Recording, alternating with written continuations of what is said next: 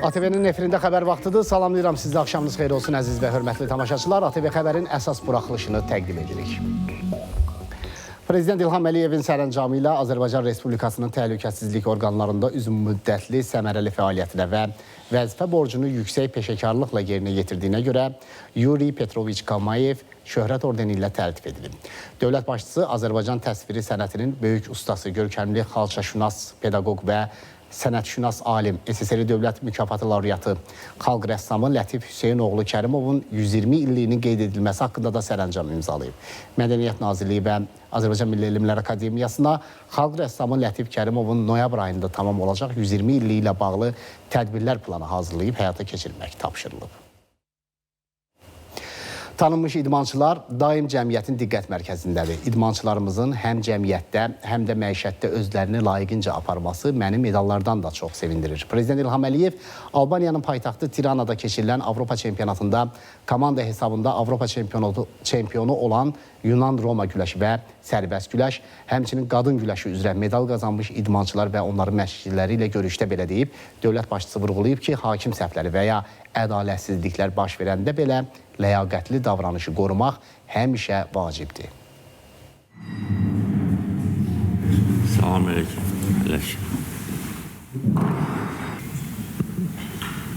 Azərbaycan güləşçiləri bir daha göstərdilər ki, onlar Avropada birincidirlər. Prezident İlham Əliyev Albaniyanın paytaxtı Tiranada keçirilmiş Avropa çempionatında komanda hesabında Avropa çempionu olan Yunan-Roma güləşi və sərbəst güləş, həmçinin qadın güləşi üzrə medal qazanmış idmançılar və onların məşqçiləri ilə görüşdə belə deyib. Qeyd edib ki, Avropa çempionatında komanda hesabında birinci olmaq böyük nailiyyətdir. Xüsusilə nəzərə alsaq ki, bugün həm dünyada, həm Avropada güləş üzrə mübarizə daha gərgin keçir. Bir çox ölkələrdən olan tanınmış güləşçilər böyük nəticələr göstərirlər və mübarizə də çox gərgin idi. Bəzi yarışları mən də izləmişəm və görmüşəm ki, bizim idmançılarımız öz peşəkarlığını göstərərək rəqibləri ədalətli mübarizədə məğlub etmişlər. Bu əlbəttə ki, bütün xalqımızı sevindirir və bir daha göstərir ki, güləşimiz uğurla inkişaf edir. Dövlət başçısı tanınmış güləşçilərlə bərabər gənclərin də böyük nəticələr əldə etməsini yüksək qiymətləndirib. Hər dəfə beynəlxalq yarışlarda bizim bayrağımız qaldırılanda bütün Azərbaycan xalqı qürur hissi keçirir, sevinir.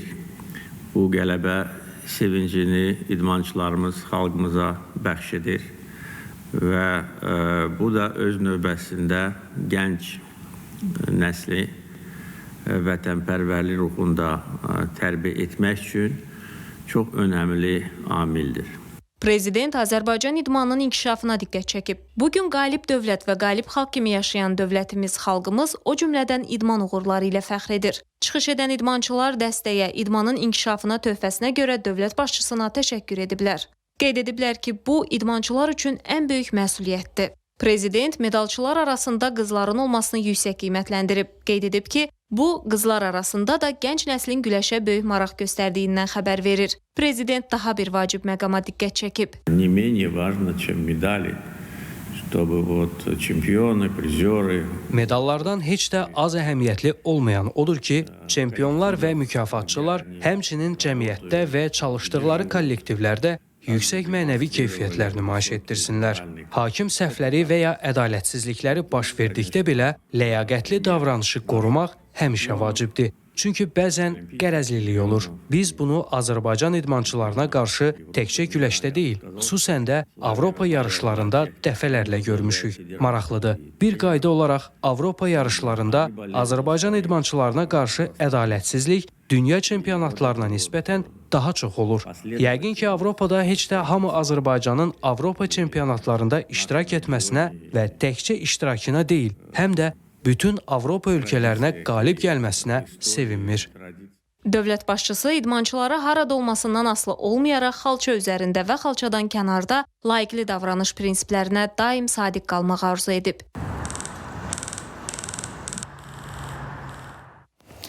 Ukraynanın İrpen Şəhər Şurası Prezident İlham Əliyevi şəhərin fəxri vətəndaşı elan edib. İrpen Şəhər Şurasının rəhbəri şəhərin meri əvəzi Angela Makeyeva bu barədə açıqlama verib. Qeyd edək ki, Ukraynada müharibə başlayandan sonra Prezident İlham Əliyevin göstərişi ilə bu ölkəyə, o cümlədən İrpen şəhərinə müxtəlif humanitar yardımlar göstərilib. O cümlədən Azərbaycan hökumətinin köməyi ilə İrpəndə lisey və şəhər poliklinikası bərpa olunub. Enerji böhranından əziyyət çəkən Ukraynaya Azərbaycandan 11 yardım paketi göndərilib. Bundan başqa Ukraynanın müharibədən əziyyət çəkən bölgələrindən 500-dən çox uşaq reabilitasiya üçün ölkəmizə gətirilib. Azərbaycanla Türkiyə arasında hərbi əməkdaşlıq çərçivəsində keçirilən Turaz Qartalı 2026 birgə taktiki uçuş təlimi davam edir. Təlim planına uyğun olaraq müxtəlif epizodlar üzrə qarşılıqlı fəaliyyət tapşırıqları icra olunur. Türkiyə Hərbi Hava Qüvvələrindən məxsus Skarsky S-70 helikopteri vasitəsilə radioelektron mübarizə tədbirləri yerinə yetirilərək şərti düşmənin yerüstü radioelektron vasitələri susturulub. Eyni zamanda Azərbaycan Hərbi Hava Qüvvələrinə məxsus Mi-17 helikopteri ilə şərti hədəflərin aşkar edilməsi və məhv edilməsi üzrə tapşırıqlar uğurla icra olunub. Təlimin keçirilməsində məqsəd qardaş ölkələrin hərbi hava qüvvələri arasında birgə fəaliyyətlərin uzlaşdırılması, şəxsi heyətin peşəkarlığının artırılması və qarşılıqlı təcrübə mübadiləsinin genişləndirilməsidir.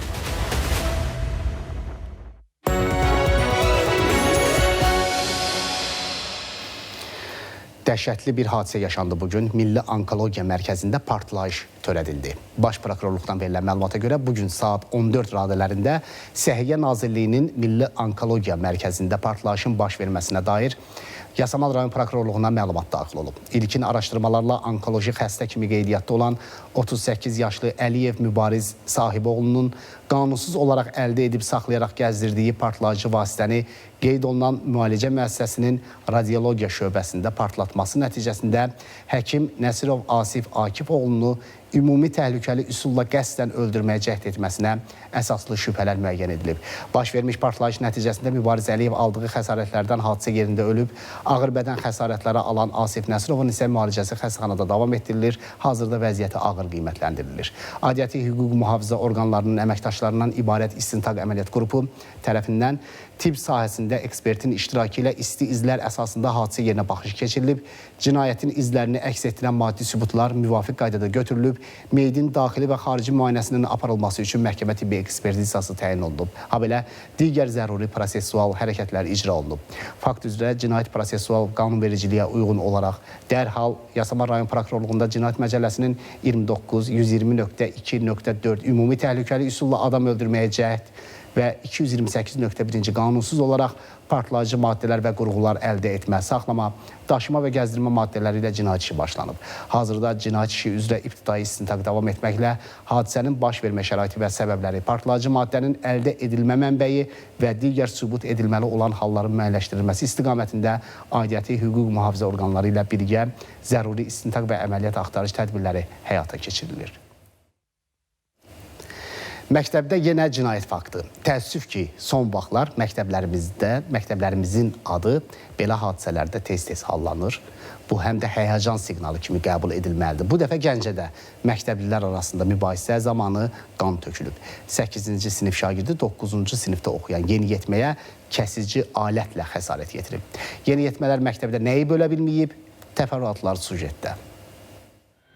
Gəncədə məktəblilər arasında mübahisə bıçaqlanma ilə nəticələnib. 8-ci sinif şagirdi 9-cu sinifdə oxuyan yeniyetməyə kəsici alətlə xəsarət yetirib. Təbibdən verilən məlumata görə gecə saat 1 radələrində 2011-ci il təvəllüdlü yeniyetmə Gəncə şəhər Birləşmiş Xəstəxanasının nəzdində olan uşaq xəstəxanasına yerləşdirilib. Döş qəfəsinin kəsilmiş yarası təyin edilib, zəruri tədbirlər görülübdür. Sonrakı etapda deməli xəstənin vəziyyəti qənaətbəxş olduğuna görə xəstə ambulator müalicə üçün evə yazılmışdır. Məlumata görə yeniyetmələr Gəncə şəhər 9 nömrəli məktəbin şagirdləridir. Gəncə Daşkəsən Regional Təhsil İdarəsindən ATV xəbərə bildirildi ki, mübahisə məktəbdən kənar ərazidə yaşanıb. Məsələ ilə bağlı hüquq mühafizə orqanlarına məlumat verilib. Hər iki şagirdin valideynləri məktəbə dəvət edilib və onlarla profilaktik söhbət aparılıb. Qeyd olunanlarla yanaşı stressin idarə olunması, sağlam psixoloji mühitin bərpasını təmin etmək üçün məktəb rəhbərliyinə şagirdlər və pedaqoji heyətlə maarifləndirici söhbətlərin aparılması tapşırılıb. Faktla bağlı araşdırmalara başlanılıb. Mədnənik Nəcat Ağcələskərli, Rüfət Bayramov, ATV Xəbər, Gəncə. Ötən gün saat 12 radələrində dəmir yolunun Xaçmaz çarxı sahəsində yerləşən qorunmayan keçiddə qəza baş verib. Rayonun Xanlıqoba kənd sakini Tariyel Kazımovun idarə etdiyi avtomobil yük qatarı ilə toqquşmadan yayına bilməyib. Yəni nəticədə sürücü xəsarət alıb, dəmir yol təsərrüfatına xüsusilə avtomobilə ciddi ziyan dəyib. Qeyd edək ki, bu ötən gün eyni yerdə baş verən ikinci qəzadır. Bu barədə Baş Dövlət Yol Polisi İdarəsi məlumat yayıb, bildirilir ki, aparılan təhlillər göstərir ki, eyni ərazidə ardıcıl qəzaların baş verməsinə bilavasitə sürücü məsuliyyətsizliyi səbəb olur. Akstafa şəhəri ərazisində 2 minik avtomobili toqquşub. Nəticədə rayonun Aşağı Kəsəmən kənd sakinləri Etibar Məmmədov və Tamella Məmmədova xəsarət alıb. Onlar xəstəxanaya yerləşdirilib. Hadisə zamanı avtomobillərə də ziyan dəyib. Qəzanın baş vermə səbəbləri araşdırılır. 17-22 may tarixlərində Bakıda keçiriləcək Ümumdünya Şəhərsalma Forumunun 13-cü sessiyası çərçivəsində VUF-13 Azərbaycan Əməliyyat Şirkəti və aidiyyatı qurumları birgə təşkilatçılığı ilə nəqliyyat vasitələrinin hərəkətinin növbəti monitorinqi həyata keçiriləcək. Monitorinq hansı küçələri əhatə edəcək? Əməkdaşımız Nurlan Şiraliyev bu barədə ətraflı sujet hazırlayıb. Sujeti diqqətlə izləyək ki, sonra yollarda çətinliklərlə üzləşməyək. Paytaxt Bakıda keçiriləcək Ümumdünya Şəhərsalma Forumunun 13-cü sessiyası VUF-13 çərçivəsində paytaxtın bir sıra küçə və prospektlərində monitorinq keçiriləcək. Monitorinq nəqliyyat axınının təhlükəsiz və səmərəli idarə olunması məqsədi daşıyır. Həmin ərazilərdən biri məhz dayandığım Yusif Səfərov küçəsi, eləcə də Neftçilər prospektini əhatə edir. Monitorinq sabah saat 10-16 aralığında keçiriləcək. Sürücülərdən və digər yol hərəkəti iştirakçılarından həmin zaman kəsiyində hərəkətlərini əvvəlcədən planlaşdırmaq, qeyd olunan istiqamətlər üzrə mümkün sıxlığı nəzərə almaq və alternativ yollardan istifadə etmək xahiş olunur. Monitorinq Neftçilər prospekti, Yusif Səfərov küçəsi, qismən Heydər Əliyev prospekti, Sabunçu körpüsünə qədər, Mehdi Hüseyn küçəsi, Xocalı prospekti, Rixard Zorge küçəsi, Zərifə Əliyeva küçəsi, Lermontov küçəsi, eləcə də tədbir məkanı olan Bakı Olimpiya Stadionu istiqamətlərini əhatə edəcək. Monitorinq keçiriləcək ərazilərdən biri də paytaxtın Xocalı prospektidir. Onu da qeyd edim ki, monitorinq çərçivəsində adı çəkilən ərazilərdə nəqliyyatın hərəkəti üzrə müvəqqəti tənzimləmələr tətbiq olunacaq. Monitorinq VUF-13 Azərbaycan Əməliyyat Şirkəti və aidiyyatı qurumların birgə təşkilatçılığı ilə həyata keçiriləcək. Heydər Əliyev Beynəlxalq Aeroportu ilə şəhər mərkəzi arasında hərəkət edən H1 Ekspres avtobus marşrutu fəaliyyətini normal və fasiləsiz şəkildə davam etdirəcək. Eyni zamanda bu müddət ərzində fərdi nəqliyyat vasitələri və taksilər hava limanı ərazisinə alternativ yollar vasitəsilə sərbəst daxil ola və çıxa biləcəklər. Gecikmələrin qarşısını almaq məqsədi ilə səfərlərin öncədən planlaşdırılması tövsiyə olunur.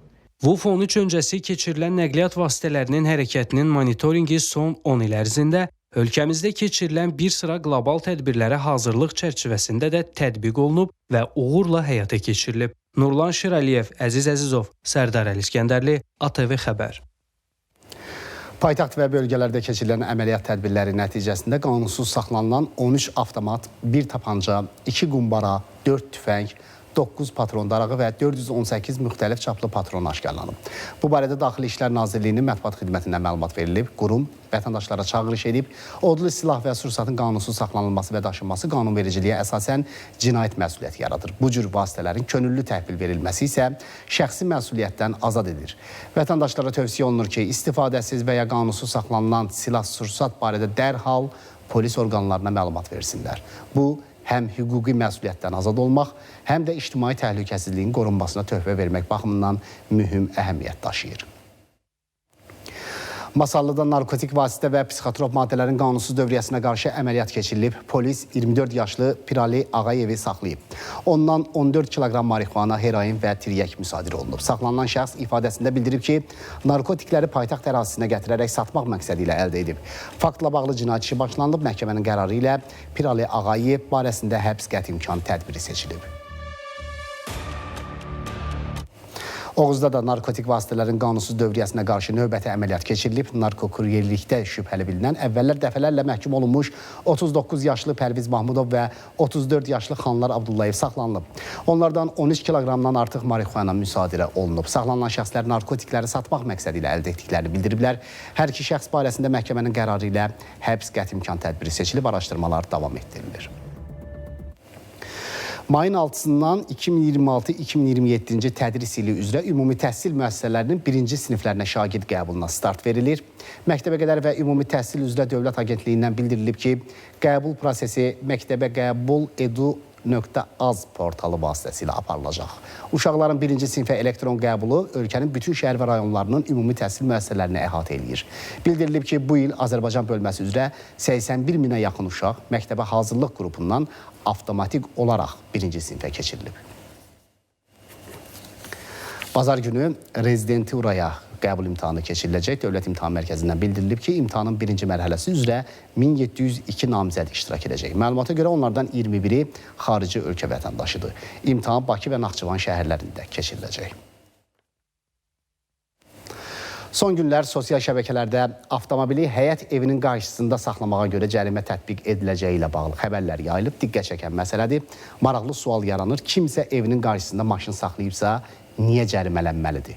Həmçinin çox mərtəbəli binanın birinci mərtəbəsinin qarşısında icazəsiz gül və ağac əkməyə görə də cərimə tətbiqi ilə bağlı iddialar var. Deyilənlər nə dərəcədə həqiqətə uyğundur? Əməkdaşımız Elşad Bayramoğlu bütün bu məqamlara aydınlıq gətirməyə çalışıb. Həyət evinin qarşısında bu cür maşını saxladığın, eyni zamanda ağac və gül əkdiyin halda cərimə olunacaqsan.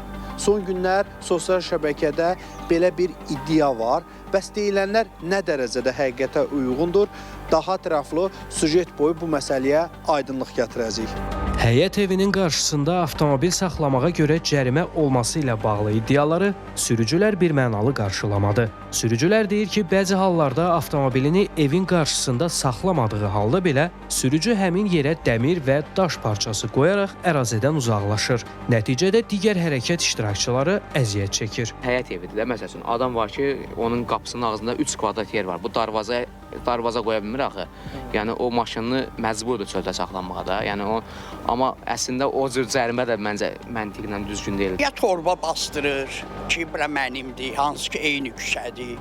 Biri deyir pəncərəmin altıdır, burada heç kəs saxlaya bilməz. Cərimələrlə bağlı digər bir iddia isə çoxmərtəbəli binanın birinci mərtəbəsinin qarşısında boş torpaq sahələrinin sakinlər tərəfindən qanunsuz hasarlanaraq gül və ya ağac əkilməsi ilə bağlıdır. Ağac əkimi, gül əkimi təbii ki, yaşıllıqdır da. Yəni bu kimə ziyan verir? Çəpər olmayanda qırıb tökürlər də. İndi onu bilmək olmur da. Uşaqlar da biri var ki, məsələn, indi uşağı da onu başa düşmür, girir, qırır, dağırdır. Onun əsasında çəpərləyirlər. Bəs bu qanunla necə tənzimlənir? Bələdiyyənin şöbə müdiri Rəşid Muradov deyir ki, çoxmərtəbəli yaşayış binalarının birinci mərtəbəsinin qarşısında icazəsiz gül və ya ağac əkilməsi həqiqətən də qanunsuzdur. Binanın qarşısı ümumi istifadə olunan torpaq olduğuna görə heç bir vətəndaş orada nəsə çəpərləyib, nəsə bir gül, nəsə əkə bilməz. Amma belə ki, istəyirsə özü orada bir abadlıq görsün, evinin qabağıdır, pəncərəsinin qabağıdır. O da razılaşdırmalıdır, dövlət qurumlarından, bələdiyyələrlə razılaşmalıdır ki, bu işi mən burada görürəm, ancaq setqalamamaq şərti ilə, yəni səfərə almamaq şərti ilə. Həyət evinin qarşısında avtomobil saxlamaq və gül əkməyə görə cərimənin hüquqi tərəflərinə gəlincə, hüquqşünas Cavid Cəfərov bildirdi ki, yol vətəndaşın mülkiyyətində deyilsə, həmin ərazidə gül əkmək, dəmir maneələr qoymaq olmaz. Bundan başqa nəqliyyat vasitəsi digər hərəkət iştirakçıları üçün maneə yaratmırsa, həyət evinin qarşısında avtomobil saxlamağa görə də cərimə yoxdur. İnzibati Xətalar Məcəlləsinin 247-ci maddəsinin tələblərinə görə, əgər qanunsuz gül əkilmə, daş düzülmə, ərazinin məhdudlaşdırılması halları baş verərsə, polis, bələdiyyələr və icra hakimiyyət orqanlarının nümayəndələri həmin hallarla bağlı protokol tərtib edərək məhkəməyə göndərə bilərlər. Evin qarşısını qanunsuz zəbt edən fiziki şəxslər 500 manatdan 800 manata kimi, vəzifəli şəxslər isə 1500 manatdan 2000 manata qədər cərimə oluna bilər. Elşad Bayramoğlu, Rahil Bəhlulzadə, Sərdar Əliskəndərli, ATV Xəbər. Təsəvvür edin ki, xarici ölkəyə tur paketi alırsınız, amma səyahətə bir neçə gün qalmış turizm şirkəti sizdən ödədiyiniz məbləğdən əlavə ödəniş tələb edir. Ödəmədiyiniz təqdirdə səyahət planınız alt-üst ola bilər. İndi gəl hirslənmə. Məlumata görə Sametor Azərbaycan MMC artıq satılan tur paketləri üçün əlavə $65 tələb edib. Maraqlıdır. Satılan tur paketi sonradan qiymətinin bir anda artırılması nə ilə izah edilir və bu nə dərəcədə doğrudur? Bu kimi hallar baş verdikdə vətəndaş nə etməlidir? Sualına əməkdaşımız Məhəmməd Hacızadə cavab axtarıb. Türkiyə uçuşları üzrə inhisarçı mövqedə olan Sametur Azərbaycan Məhdud Məsuliyyətli Cəmiyyəti şirkəti artıq satılmış və müştərilərə təqdim edilmiş tur paketləri üzrə sonradan əlavə ödəniş tələb etməyə başlayıb. Şirkətin yaydığı elana əsasən indiyədək satılan və artıq pulu ödənilən Türkiyə turları üzrə hər bir səyahətçi üçün $65 əlavə ödənilməlidir. Bu qərar adam başına tur qiymətini təxminən 100 manat artırmaqla yanaşı erkən rezervasiyadan istifadənin üstünlüyünü də sual altına alır. Əslində yanacağın qiyməti qalxdı-qalxmadı. Əvvəlcədən bu planlaşdırılmalıdır da. Düzgün deyil. Mənim qarşıma çıxıb, mənim planıma uyğun hərəkət etmişəm. Prosto bu qiymət dəyişikliyinə görə vaz keçmişəm. 100 manatı verə bilmədi. Yaxşı, onda da vətəndaşa da bu haqq doğur ki, vətəndaş da qarşı tərəfə maddi, mənəvi təzminatını edə bilər ki, mən bir il ərzində qurduğum planlar, buna uyğun olaraq qurduğum planlar necə olacaq? Düzəltmirlər. Yəni ki, müştəri qayıb itirirlər də belə baxanda. Başqa tur, mən gələn səfər o tur şirkəti ilə yox, başqa tur şirkəti ilə uçaram. Planlaşdırılmış büdcəyə uyğun əgər bilet almışamsa və yaxud yəni mən onu siz demiş, yəni öncədən almışamsa, təbii ki, tur şirkəti olaraq müştərilərə qarşı hörmətsizlikdir. Ekspertlərin sözlərinə görə qiymət artımı yalnız yeni rezervasiyalara şamil olunmalıdır. Bağlanmış satışlara sonradan müdaxilə isə bazar qaydalarına ziddir və turizm sektorunda etibar böhranı yarada bilər. Turizm şirkətləri birbaşa müştəridən əlavə ödəniş tələb edə bilmir və burada iki yolu qalır. Ya o əlavə aviaşirkətin tələb etdiyi əlavə ödənişi özü qarşılamalıdır, yaxud müştərinin özündən almalıdır. Bu da ki, çox böyük bir ziyana və itkiyə səbəb olur. Bu da ona yol aça bilər ki, müəyyən şirkətlər böyük itkilərlə üzləşə bilər, yaxud bəzi şirkətlər öz fəaliyyətini dayandırmağa qədər bu yol aça bilər. Turizm üzrə ekspert Rəhman Quliyev isə hesab edir ki, fors-major hallarda tur paketlərin qiymətlərində artım ola bilər. Bu həm turizm şirkətləri ilə tur operatorları arasında, həm də turizm şirkətləri ilə turistlər arasında bağlanan müqavilədə öz əksini tapır. Yaxşı olardı ki, vətəndaşlar turizm şirkətlərindən tur məhsul aldığı zaman mütləq şəkildə müqavilə bağlasın və mütləq o müqavilənin müddəalarını bir-bir nəzərdən keçsin. Çünki fors-major hallarında belə halların olması qaçılmazdır. Tur operatorlar da həm turistlərə, həm turizm şirkətlərinə dəstək olmağa çalışırlar. Müqavilədə də göstərilir ki, yəni bu bahalaşma ilə razılaşmayan turistlər öz rezervasiyalarını ləğv etdirə bilərlər. Sametur Azərbaycan MMC-nin mətbuat xidmətindən bildirildi ki, qlobal müstəvidə gedən proseslər və yanacaq çatışmazlığı ilə əlaqədar aviaşirkətlər tərəfindən yanacaq xərcini qarşılamaq məqsədi ilə əlavə ödəniş tələb edilir. Yanacaq əlavəsinin tutulması Sametur Azərbaycan şirkəti tərəfindən verilən qərar deyil və bu onun səlahiyyətlərinə də daxil deyil. Təyyarələr aviaşirkətlərə məxsus olduğu üçün bu dəyişikliklər birbaşa aviaşirkət vasitəsilə tənzimlənir. Aviaşirkət tərəfindən yanacaq əlavəsinin ödənilməsi ilə razılaşmayan turistlərə ödənişləri müvafiq cərimələr tutulmadan tam həcmdə geri qaytarılacaq. Bundan əlavə, turizm şirkəti ilə turist arasında bağlanan müqavilədə də yanacaq xərclərinin qalxacağı halda münasibətlərin hansı qaydada tənzimlənəcəyi məsələsi qeyd olunub. Məhəmməd Hacızadə, Şəhri Rəhmədli, ATV Xəbər. Azərbaycanla Qazaxıstan arasında tur operator fəaliyyətə başlayıb. Ortaq birgə tur operator özündə nəyi ehtiva eləyir? İki ölkənin turizm sahəsində hansı yeniliklər olacaq? Yəni bu layihə iki ölkənin turizm sahəsində nə qazandıracaq? Yeri gəlmişkən Azərbaycanla Qazaxıstan birgə özəl turizm şirkətinin yaradılması barədə memorandumda imzalanıb. Ətraflı sujetdə.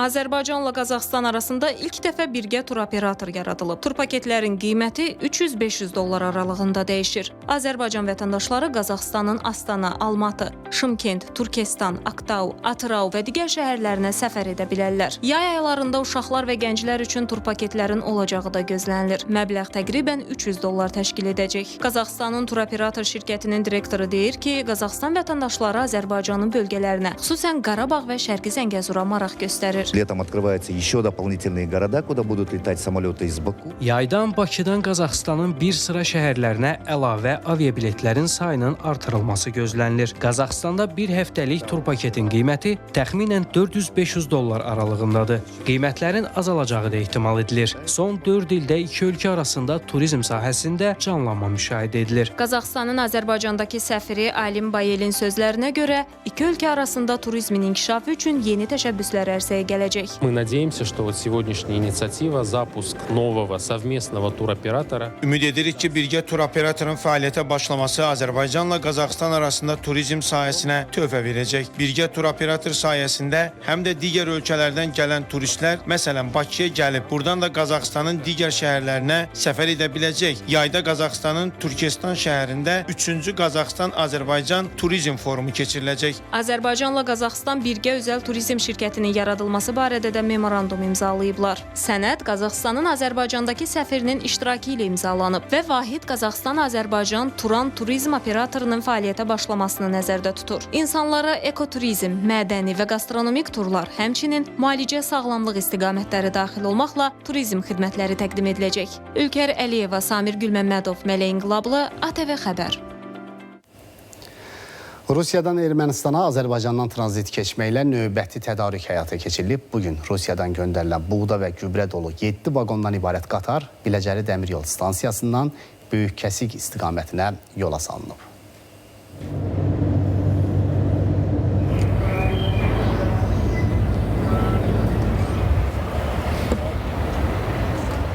Bugün Ermənistana göndərilən yük əsasən kənd təsərrüfatı məhsullarından ibarətdir. Rusiyadan yola salınan 7 vaqonda ümumilikdə 279 ton buğda və 203 ton gübrə var. Bu yüklər ölkəmizdən tranzit keçməklə Ermənistana çatdırılacaq. Hazırda qatar Biləcəri Dəmiryol stansiyasından Böyük Kəsik istiqamətinə yola salınır.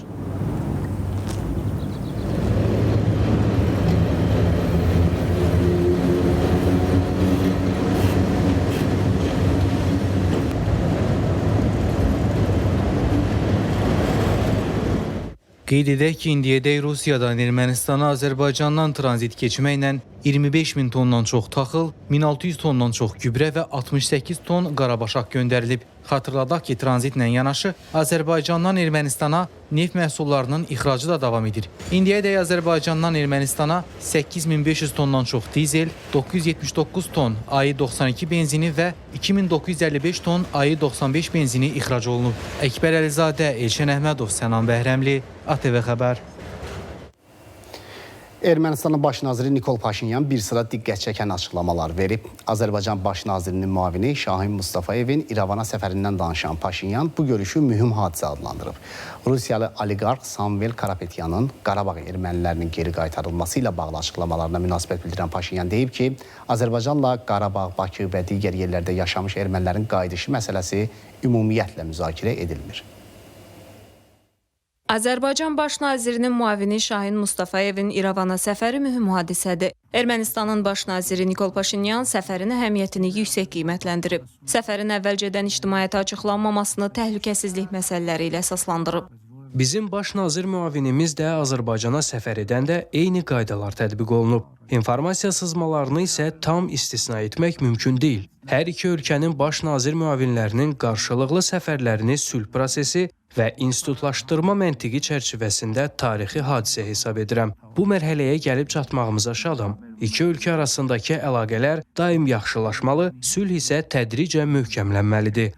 Normal münasibətlər, uzun müddətli perspektivdə isə strateji və mehriban qonşuluq əlaqələri qurmaq lazımdır. Ermənistan baş naziri Nikol Paşinyan 2024-cü ildə Azərbaycana təklif etdiyi strateji razılaşma barədə də danışıb. Stat, razılaşmanın mahiyyəti ondan ibarətdir ki, Almatı bəyannaməsi əsasında qarşılıqlı olaraq ərazi bütövlüyünün tanınmasından sonra tərəflər sərhədlərin demarkasiyasını həyata keçirir və bir-birini rahat buraxırlar. Statın sonu. Paşinyan bu kontekstdə ermənilərin Azərbaycanın Qarabağ bölgəsinə qayıtma məsələsini əks təsirli hesab etdiyini bir daha təkrarlayıb. Ermənistan baş naziri vurğulayıb ki, Azərbaycanın buna cavab olaraq tutarlı argumentləri var. Ermənistan baş naziri Nikol Paşinyan Rusiyalı oliqarx Samvel Karapetyanın Qarabağ ermənilərinin geri qaytarılması ilə bağlı açıqlamalarına da münasibət bildirib.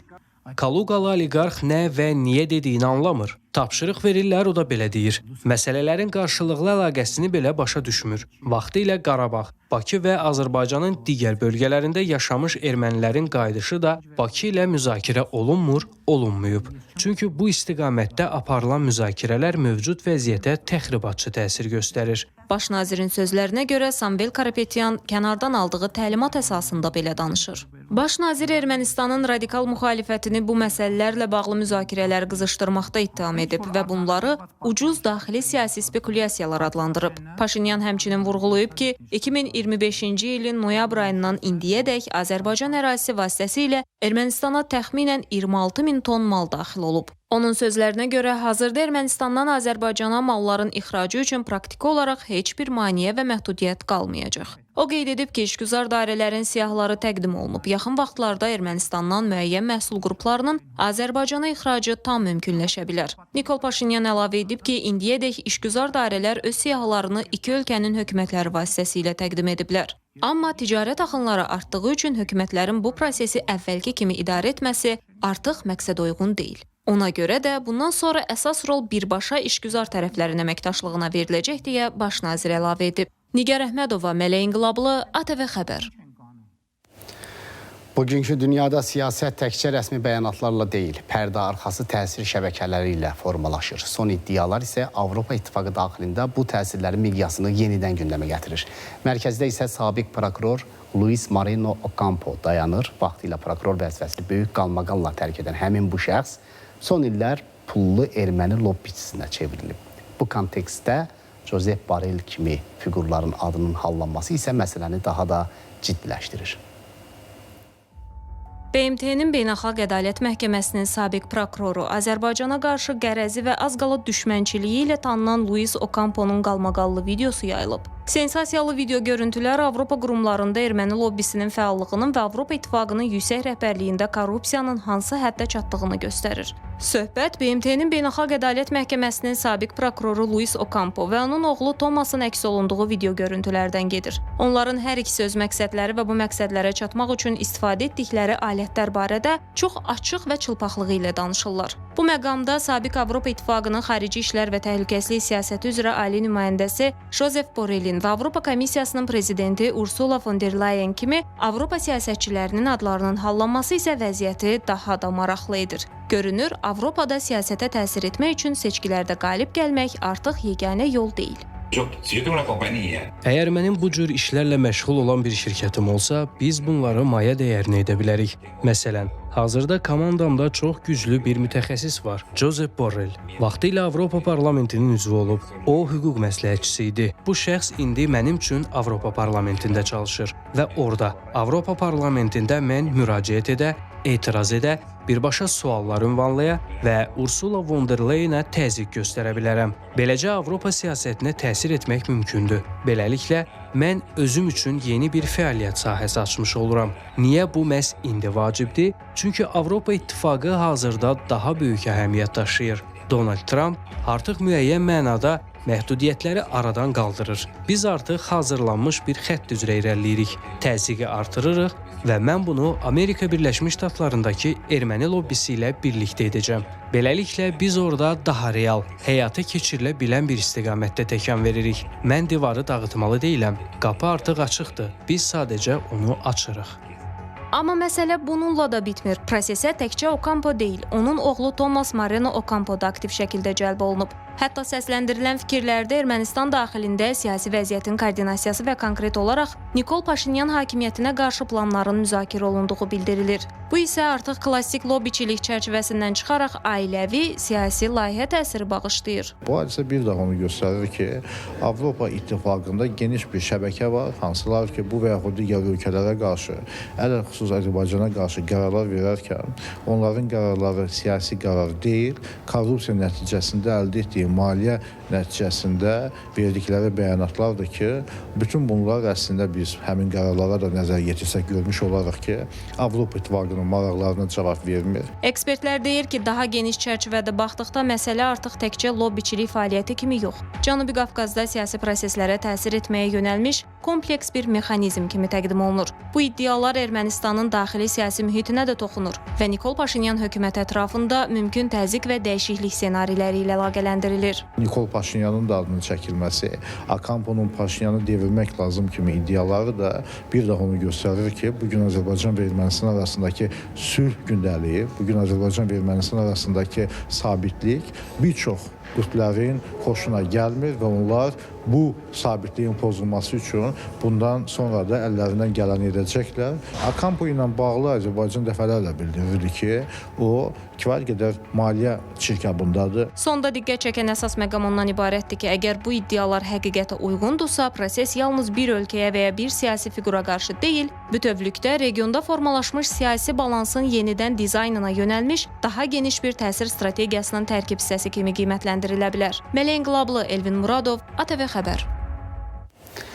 İranla bağlı növbəti dəfə açıqlama verən Amerika Birləşmiş Ştatları prezidenti Donald Trump İranın müharibədə məğlub olduğunu deyib. Xalqa müraciət edən İranın ali rəhbəri Müçtəba Xameneyi isə Birləşmiş Ştatların yaxın şərqdəki əməliyyatda çöküş yaşadığını bildirib.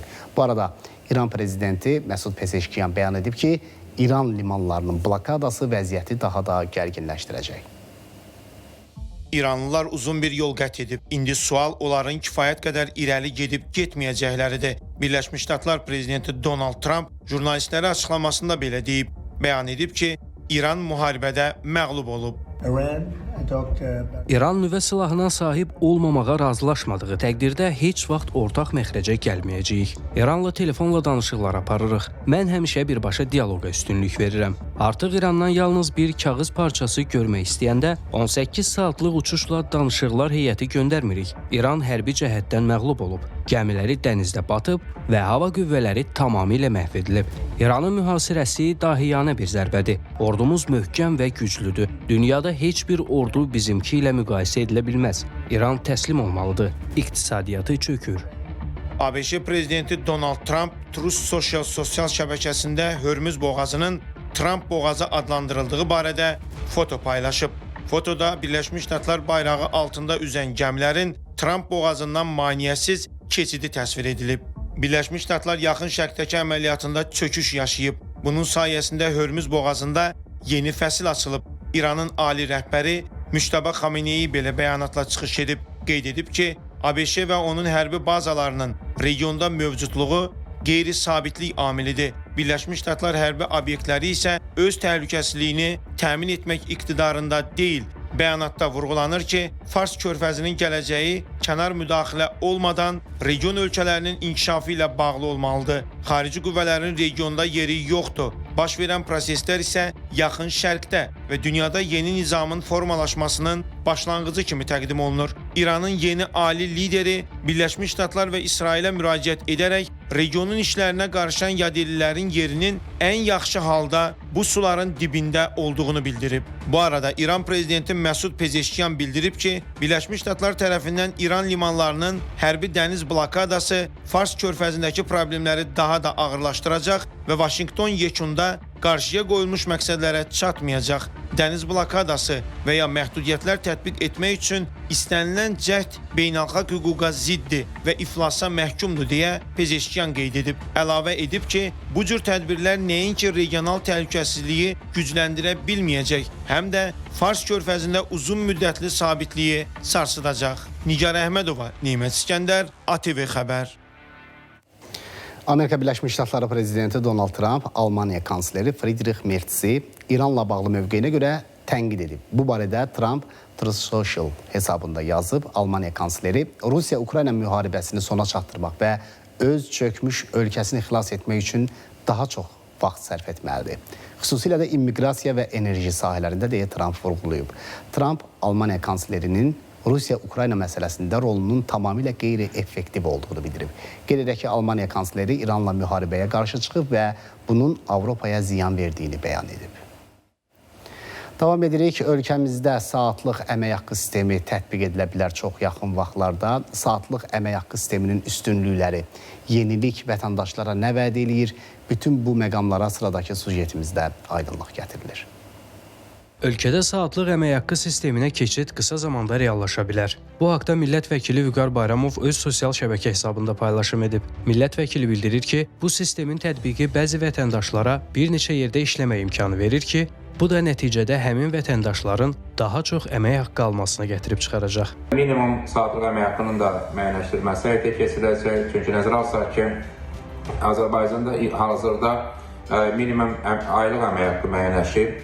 Minimum saatlıq əmək haqqı müəyyənləşdirilən zaman, bu zaman təbii ki, bu ya minimum aylıq əmək haqqı məbləğinə və ya həmin məbləğdən daha çox olmaqla hesablanacağı gözlənir. Çünki bu halda saatlıq əmək haqqı sistemi praktik olaraq minimum aylıq əmək haqqı məbləğindən aşağı ola bilməz. Saatlıq əmək haqqı o deməkdir ki, vətəndaşa maaş aylıq sabit məbləğ kimi yox, işlədiyi hər saat üçün ayrıca hesablanır. Məsələn, saatlıq əmək haqqı 5 manatdırsa, gün ərzində 8 saat işləyən şəxs günün sonunda 40 manat qazanc əldə edir. Ay ərzində neçə saat işləyibsə, ona görə ümumi maaş hesablanır. Tələbə üçün yaxşıdır. Amma belə işçilər üçün məncə qətiyyən ola bilməz. Özümdən danışım, 680 manat işləyirəm gecə çimeni olaraq.